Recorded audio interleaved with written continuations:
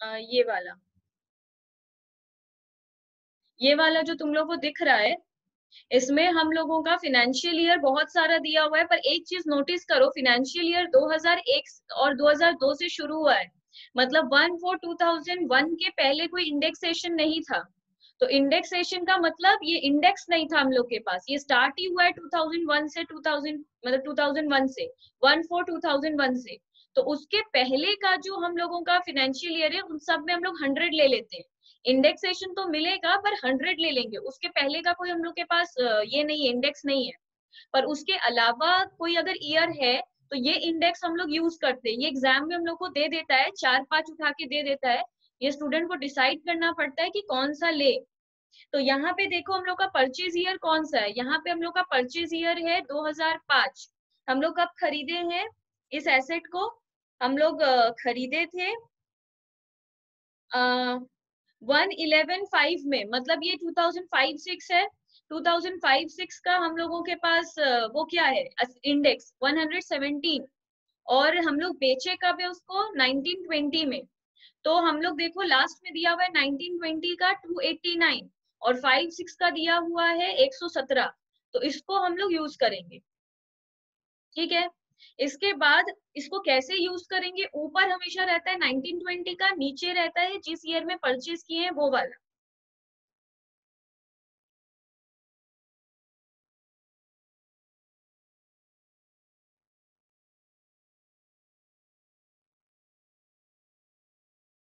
इसको सॉल्व करो, देखो क्या आता है।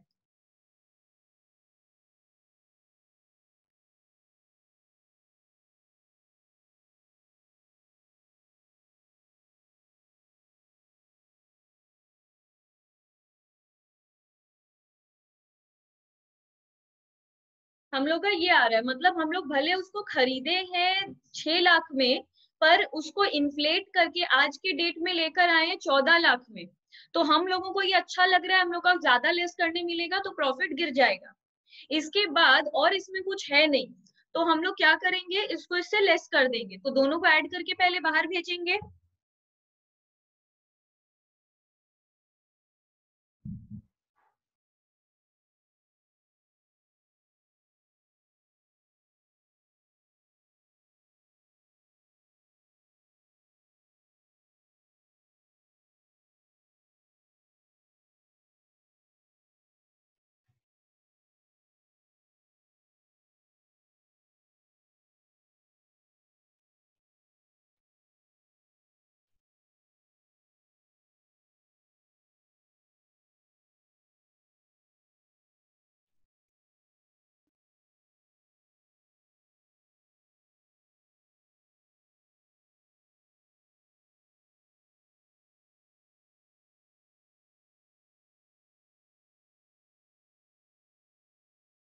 इसको हम ग्रॉस टैक्सेबल सीजी क्यों लिखे हैं, टैक्सेबल सीजी क्यों नहीं लिखे हैं?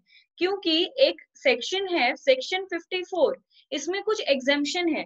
देखो बेसिकली मेरे को टैक्स किस पे देना पड़ेगा, 9,67,000 समथिंग पे, मतलब अप्रोक्स 9 लाख पे मेरे को टैक्स देना पड़ेगा। पर हम क्या करेंगे, मेरे को और कम टैक्स देना है। तो गवर्नमेंट ने कहा है कि ठीक है, आपको और कम पे टैक्स देने मिलेगा। कुछ एग्जेम्पशन है जो आप ले सकते हैं। तो हम पूछेंगे क्या एग्जेम्पशन है जो मेरे को और मिलेगा, मतलब ऐसा क्या तरीका है जिससे हमको टैक्स नहीं देना।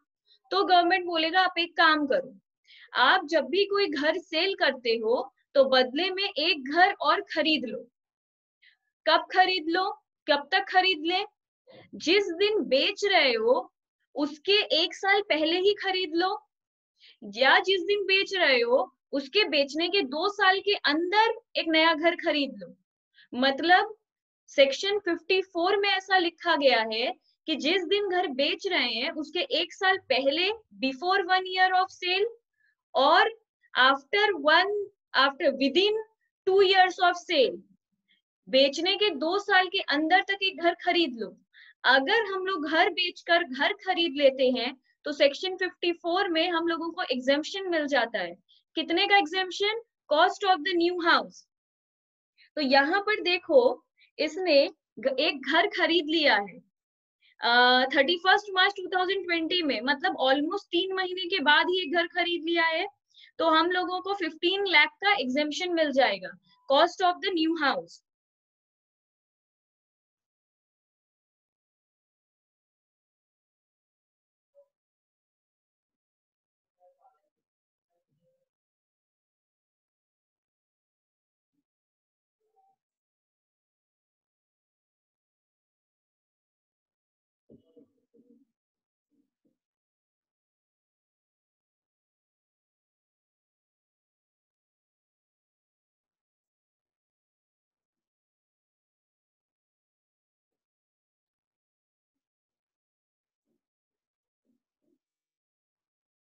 अब अगेन इतना एग्जेम्पशन नहीं मिलेगा कि हम लोगों को गवर्नमेंट लॉस दिखाने के लिए देगा। मैक्स टू मैक्स गवर्नमेंट हम लोग का हेल्प कर सकता है कि हम लोग प्रॉफिट ना दिखाएं, हम लोग को कुछ टैक्स ना देना पड़े, लॉस क्लेम करने का बेनिफिट नहीं देगा। तो बेसिकली हम लोगों को एग्जेम्पशन कितने का मिलना है, cost of the new house मतलब 15 लाख, पर हम लोग का इनकम कहाँ तक है, 9 लाख समथिंग, तो एग्जेम्पशन भी 9 लाख समथिंग तक ही मिलेगा, इसलिए हम लिखे हैं बट रेस्ट्रिक्टेड टू।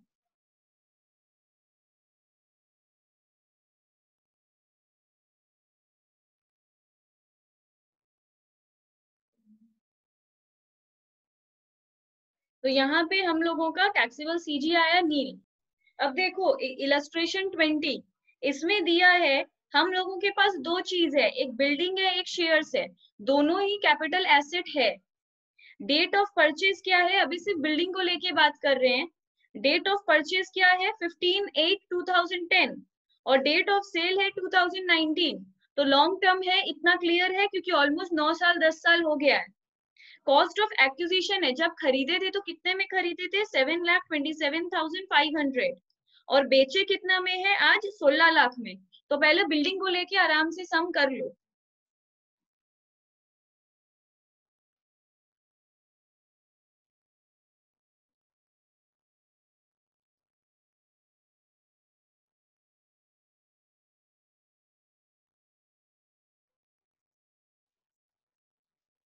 ब्रैकेट में इस तरह लिख देते हैं लॉन्ग टर्म कैपिटल एसेट कि हम लोग को याद रहे इस पे इंडेक्सेशन मिलेगा।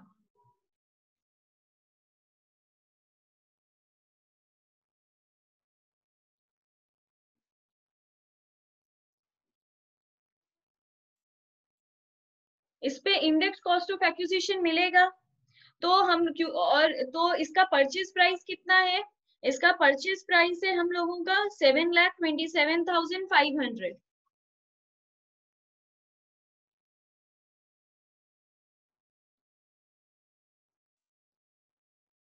ऊपर तो 289 ही रहेगा, पर नीचे क्या रहेगा, जिस साल में हम लोग खरीदे हैं वो साल का इंडेक्स।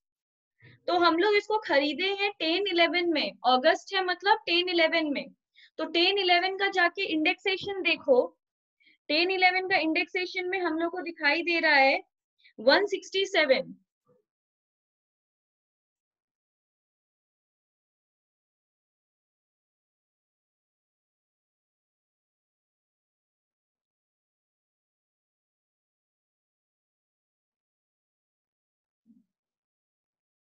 तो इसको आ रहा है सॉल्व करके 12,58,967 लेस करो।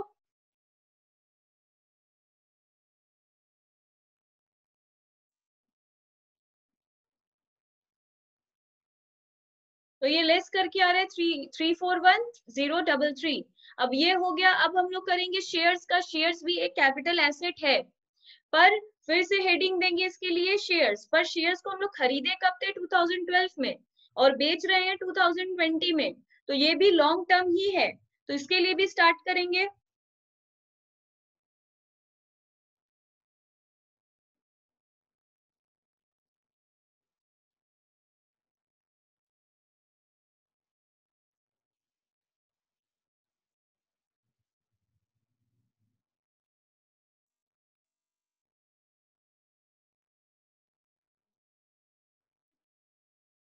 इसके ऊपर भी हम लोग को इंडेक्सेशन मिलेगा क्योंकि लॉन्ग टर्म है। परचेज प्राइस कितना है 20,000।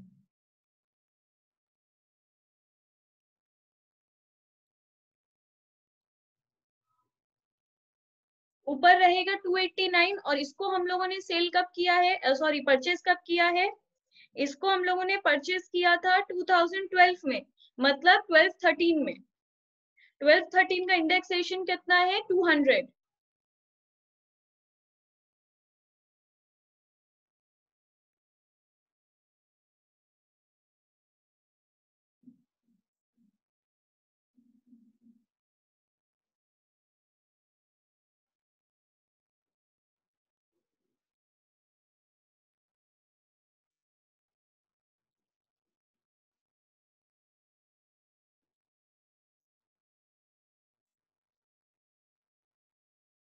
तो बेसिकली इस तरह हम लोग इस सम को किए। इसके बाद दिया है इलस्ट्रेशन 21। इसमें दिया है the total income of mister x, a resident individual for the assessment year 2021 is 2,72,000। Total income इसमें दे दिया है हम लोगों को रेसिडेंट का, which includes long term capital gain 15,000। ये टोटल जो इनकम दिया है 2,72,000, इसमें हम लोग का LTCG है 15,000। Compute his tax liability before rebate and cess for the said year. तो हम लोगों को कितना टैक्स देना पड़ेगा, देखो बेसिकली हम लोग जो टैक्स स्लैब जानते हैं कि 2,50,000 तक एग्जेम्प्ट है, उसके ऊपर 2,50,000 से 5 लाख तक 5% है, 5 लाख से 10 लाख तक 20% है, और 10 लाख से अबव 30% है। ये हम लोग टैक्स स्लैब जानते हैं। पर कैपिटल गेन के ऊपर अलग से 20% लगता है। कैपिटल जो गेन होता है, long term capital gain, LTCG, वो उस स्लैब को फॉलो नहीं करता है। LTCG के ऊपर अलग से 20% लगता है। तो हम लोग को जो टोटल दिया हुआ है 2,72,000, उसमें से 15,000 अलग करके दो कॉलम बनाकर टैक्स स्लैब बनाएंगे। तो पहले हम लोग लिखेंगे टैक्सेबल इनकम।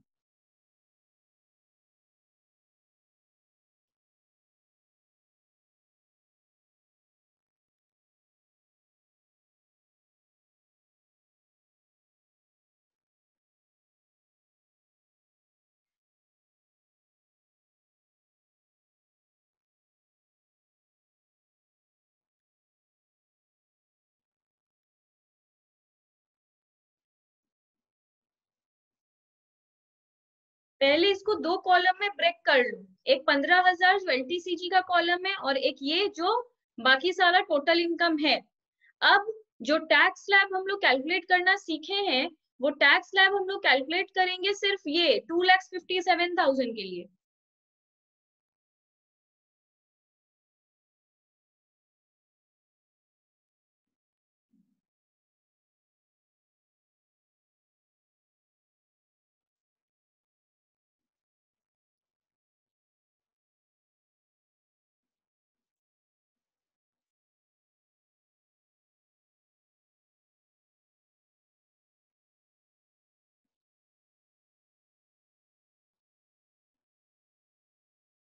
तो यहाँ पे हम लोग का 2,50,000 तक तो एग्जाम्प्ट है, कोई टैक्स नहीं लगता है।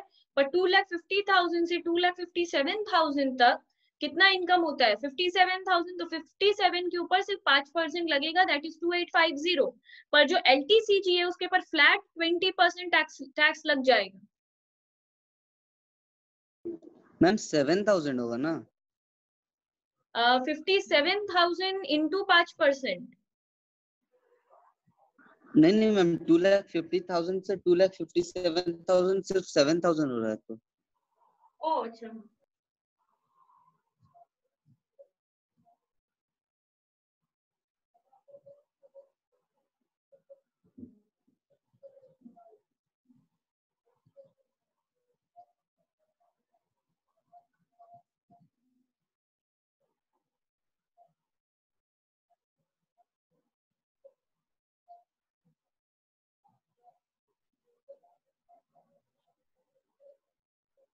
तो बेसिकली हम लोग का टैक्स कितना आ रहा है, नॉर्मल जो इनकम है, टोटल इनकम है, उसी 350 का टैक्स आ रहा है, और कैपिटल गेन का हम लोग को देना पड़ रहा है 3,000। तो टैक्स लायबिलिटी कितना है, 3,350।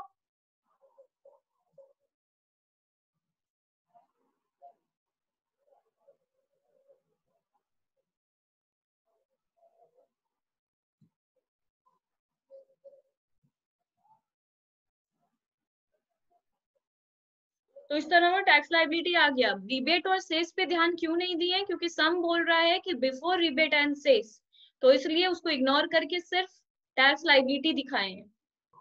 उसके बाद इसमें बोल रहा है illustration 22, mister Mitra furnishes the following particulars for the previous year 1920। He sold his residential house on December 15, 2019 for 7,70,000। मतलब इस साल एक घर सेल हुआ है। He purchased house on March 2, 1998। ये घर इन्होंने कब खरीदा है? 2001 के पहले। कितने में? 75,000 में, जिसका फेयर मार्केट वैल्यू है 1,50,000। He sold the shares। अच्छा, अब दूसरा एसेट के बारे में आ गया, शेयर्स के बारे में, तो वो हम लोग बाद में करेंगे। पहले बिल्डिंग के लिए सम करते हैं, घर के लिए, हाउस के लिए।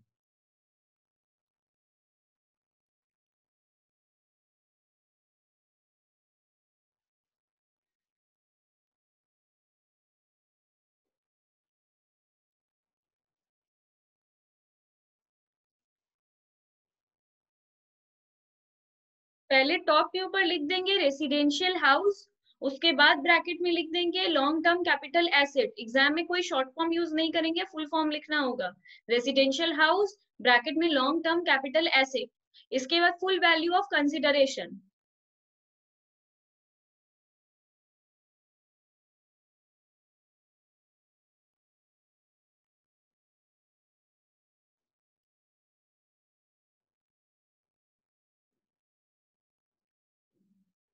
इंडेक्सेशन तो हम लोगों को मिलेगा, क्योंकि लॉन्ग टर्म कैपिटल एसेट है।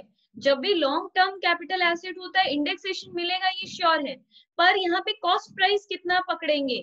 कॉस्ट प्राइस ऐसे अगर एसेट 2001 के बाद खरीदते हैं, ये सारा मेरे नोट्स में लिखा हुआ है, अगर हम लोग एसेट 2001 के बाद खरीदते हैं, 1/4/2001 के बाद खरीदते हैं, तो यहाँ पे इंडेक्सेशन किसको लेके मिल जाता है? Cost of the asset. तभी हम लोग जितने में खरीद रहे थे उतने में इसका इंडेक्सेशन दे रहे थे। पर अगर एसेट 1/4/2001 के पहले खरीदेंगे तो हम लोग को इंडेक्सेशन मिलेगा कॉस्ट प्राइस और fair market value whichever is higher. Cost price और fair market value whichever is higher. तो इसका कॉस्ट कितना है? 75,000, और फेयर मार्केट वैल्यू कितना है? 1,50,000। तो जो हाइयर है उसके ऊपर मिलेगा, हाइयर है 1,50,000।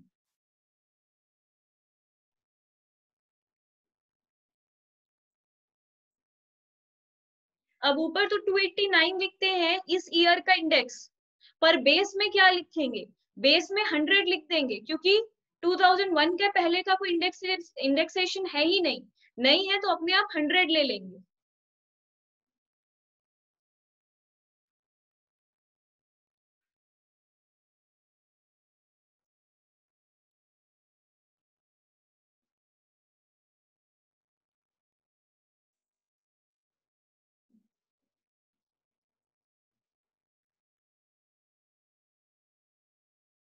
अब इसके बाद क्या दिखा रहा है कि हम लोग शेयर भी सेल किए हैं। तो दूसरे एसेट से हम लोग का आ गया, हम लोग शेयर सेल किए हैं 12 फेब 2020 में 18,700 में।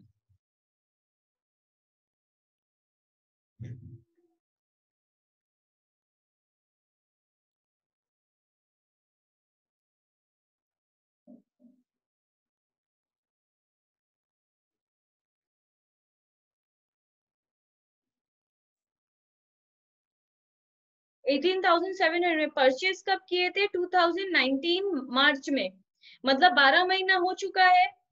हम लोग परचेज किए थे नहीं, 12 महीना नहीं हुआ है, हम लोग परचेज किए थे 21 मार्च को और सेल कर रहे हैं 12 फेब को, मतलब 12 महीना नहीं हुआ। 12 महीना नहीं हुआ तो ये लॉन्ग टर्म कैपिटल एसेट नहीं है, ये शॉर्ट टर्म कैपिटल एसेट है।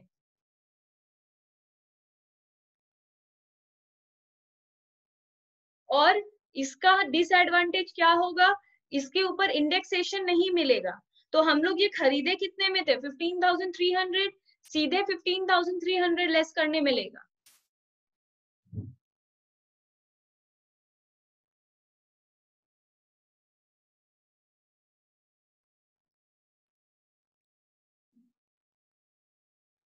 सिर्फ कॉस्ट ऑफ एक्विजिशन लेस करने मिलेगा।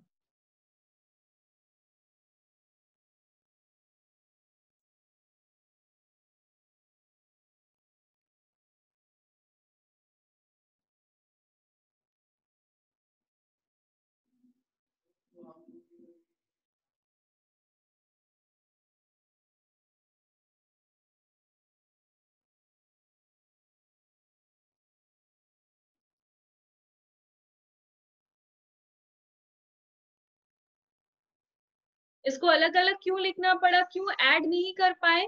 क्योंकि वो टैक्सेबल LTCG है, ये टैक्सेबल STCG है। इसके बाद देखो illustration 23, mister Bablu acquired a jewellery for 60,000 as on 1795। एक एसेट खरीदा है हम लोगों ने, ज्वेलरी कैपिटल एसेट है, ये हम लोगों ने खरीदा है 2001 के पहले। 2005 में, मतलब ऑलमोस्ट उसके 10 साल के बाद, mister Bablu has sewn a diamond worth 25,000 in such jewellery. अगर हम लोगों ने से एक ज्वेलरी खरीदा था, गले का कोई नेकलेस लिया होगा, 10 साल के बाद हम लोगों ने उसमें डायमंड को सू किया है, मतलब जड़वाया है, तो ये क्या है? ये इम्प्रूवमेंट है। किसी भी एसेट को खरीदने के बाद उसके ऊपर उसको इम्प्रूव करना, तो इसको इम्प्रूवमेंट कहते हैं। तो कॉस्ट ऑफ इम्प्रूवमेंट क्या है? 25,000। अगर कभी कोई घर के केस में इम्प्रूवमेंट क्या होता है? 2 फ्लोर था, उसके ऊपर हम लोगों ने 3rd फ्लोर बनवाया, उसको हम लोग उसका कॉस्ट ऑफ इम्प्रूवमेंट कहते हैं, उसमें जो खर्च हुआ, तो ये इसका कॉस्ट ऑफ इम्प्रूवमेंट है। एज ऑन 1619, मतलब अब इस साल, Bablu sold the jewellery for 8 lakh, brokerage दिया 1% on sales value. Fair market क्यों दिया हुआ है? फेयर मार्केट वैल्यू क्योंकि इस एसेट को हम लोगों ने 2001 के पहले खरीदा है। 2001 के पहले खरीदने से इंडेक्सेशन तो मिलेगा, पर कॉस्ट प्राइस और fair market value whichever is higher, तो इस पे हम लोग को 2 लाख को लेके हम लोग इंडेक्सेशन करेंगे, तो कैपिटल गेन होगा कि लॉस होगा वो निकालो।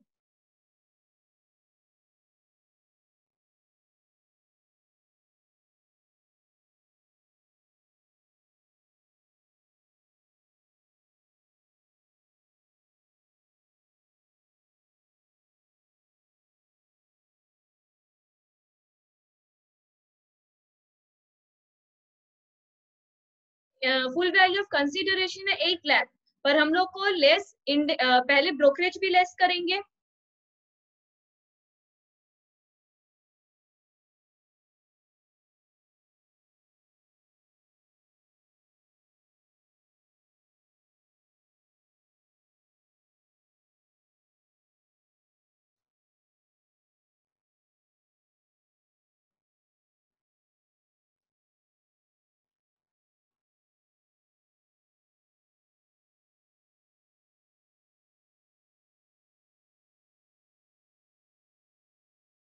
उसके बाद इंडेक्स कॉस्ट ऑफ एक्विजिशन, इसको हम लोगों ने खरीदा कितने में था? 60,000 में, पर इसका फेयर मार्केट वैल्यू है 2 लाख, तो 60,000 और 2 lakh which ever is higher, मतलब 2 लाख, तो 2 लाख इंटू 289 डिवाइडेड बाई 100। 100 क्यों? क्योंकि ये 2001 के पहले खरीदे हैं।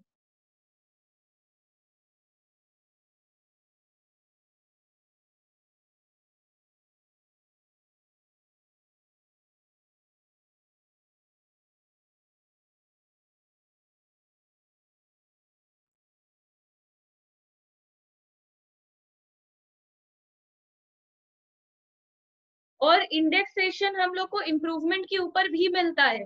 इम्प्रूवमेंट के ऊपर कब मिलेगा? जब 2001 के बाद को इम्प्रूवमेंट किए हो। इसमें हम लोग इम्प्रूवमेंट कब किए? 2005 में। कितना खर्च हुआ? 25,000।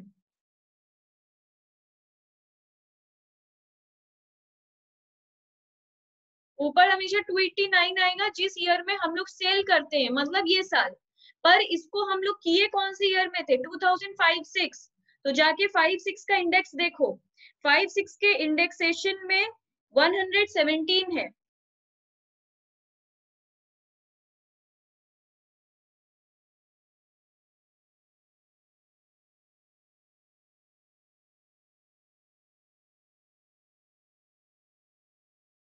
मैम वो IPOI मतलब क्या है? Index cost of improvement.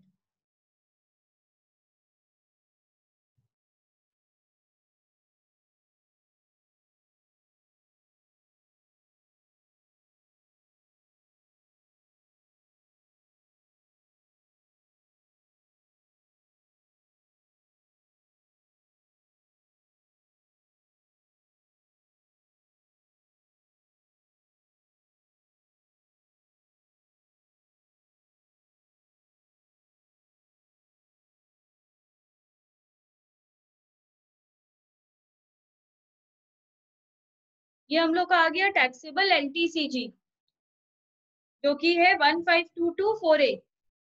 ठीक है, इसके बाद इलस्ट्रेशन 24।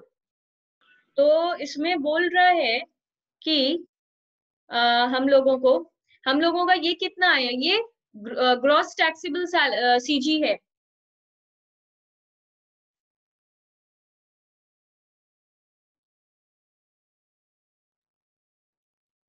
अच्छा, यहाँ पे फिर इसका क्या मतलब हुआ, ये हम लोग सेल क्या किए थे, सेल हम लोग किए थे शेयर्स।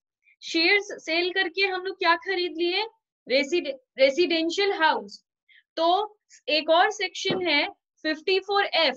देखो सारे सेक्शन में 54F है, 54EC है, 54F है, सारे सेक्शन में बोल क्या रहा है, पहला बात ये सारा एग्जेम्पशन का सेक्शन है। तो एग्जेम्पशन का कुछ रूल है, अगर हम लोग रेसिडेंशियल हाउस बेचकर रेसिडेंशियल हाउस ही खरीदते हैं तो सेक्शन 54 में एग्जेम्पशन है cost of the new house.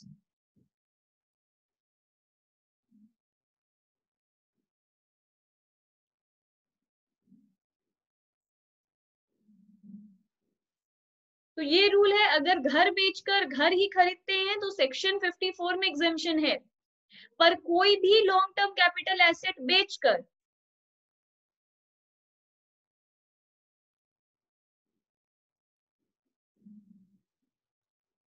कोई भी लॉन्ग टर्म कैपिटल एसेट बेचकर अगर हम लोग रेसिडेंशियल हाउस खरीद लेते हैं तो हम लोगों को 54F में एग्जेम्पशन मिलता है।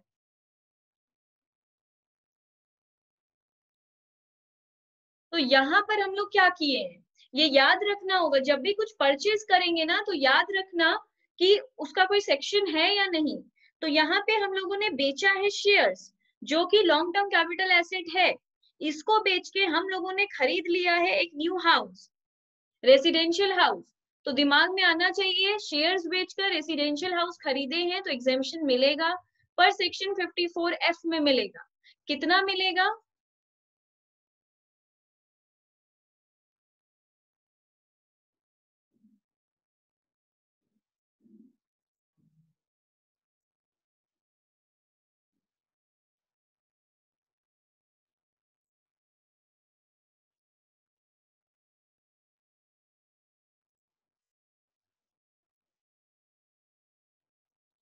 इसका प्रॉपर फॉर्मूला है, इसका फॉर्मूला क्या है, जो भी हम लोग का cost of the new house है, पहले तो जो ग्रॉस एलटीसीजी है वो लिखेंगे, उससे इनटू करेंगे जो हम लोगों का न्यू घर का कॉस्ट प्राइस है, हम लोग डिवाइड करेंगे जितना में हम लोग का नेट कंसीडरेशन आया था।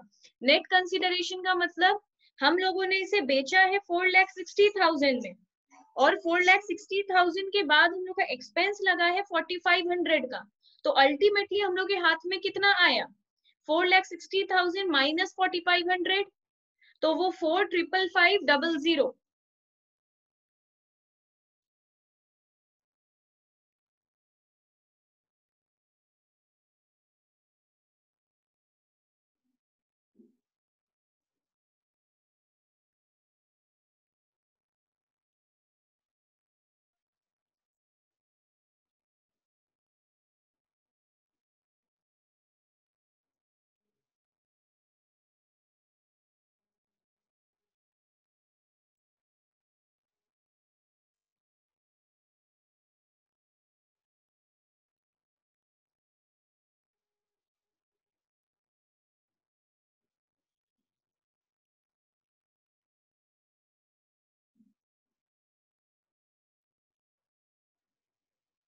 तो हम लोग का टैक्सेबल एलटीसीजी कितना है, 84,016। मैम दिख नहीं रहा। प्रॉपर्टी का मतलब क्या होता है, जो हम लोगों को किसी से मिला हो, मतलब अपने पेरेंट्स से या ग्रेट ग्रैंड पेरेंट्स से हम लोग को मिला हो किसी से भी। तो यहाँ पे बोल रहा है सरदार को ये इनहेरिटेड मिला है, 2006 में मिला था अपने ग्रैंडफादर से। ग्रैंडफादर ने इसे खरीदा था 2,10,000 में, 36 2000 में, मतलब 2000 में, मतलब 1/4/2001 के पहले इन्होंने इसे खरीदा था 2,10,000 में। तो फेयर मार्केट वैल्यू उसका कितना था, 5,10,000। तो जब भी कोई भी एसेट हम लोग खरीदते हैं 2001 के पहले, तो कॉस्ट ऑफ एक्विजिशन के वक्त उसका कॉस्ट प्राइस और fair market value whichever is higher लेते हैं। तो यहाँ पे 5,10,000 हम लोग लेंगे, इनटू तो ऊपर 289 लिखेंगे, पर नीचे क्या लिखेंगे? नीचे हम लोग कंफ्यूज हो जाते हैं। देखो यहाँ पे स्टोरी होता है, यहाँ पे क्या स्टोरी होता है? इनहेरिटेड प्रॉपर्टी के केस में बेच तुम लोग रहे हो, पर ये एसेट को अभी तक हम लोग जितना सम किए उसमें हम लोग क्या किए? तुम लोग ने ही खरीदा है पास्ट में और तुम ही लोग इसको आज बेच रहे हो। तो इंडेक्सेशन के वक्त नीचे हम लोग तुम लोगों का जो परचेज ईयर है उसका इंडेक्सेशन ले लेते हैं, पर यहाँ स्टोरी अलग है। बेच तुम लोग रहे हो पर खरीदा कोई और है, और वो तुम लोग को कभी बीच में वो एसेट ट्रांसफर किया है। मतलब खरीदा था इसके दादाजी ने 2000 में, तुम लोगों को दिया है 2006 में। तो तुम लोग नीचे क्या लिखोगे इंडेक्सेशन के वक्त? तुम लोग के पास जब वो एसेट आया था वो वाला, जब वो असली में खरीदा गया था तब नहीं। जो टैक्स पे कर रहा है मतलब तुम लोग के हाथ में वो एसेट कब आया? तुम लोग के हाथ में वो एसेट आया है 6-7 में, 2006-2007 में। तो हम लोग नीचे इंडेक्सेशन के वक्त क्या लिखेंगे? 2006-2007 का इंडेक्सेशन, जो कि 122 है।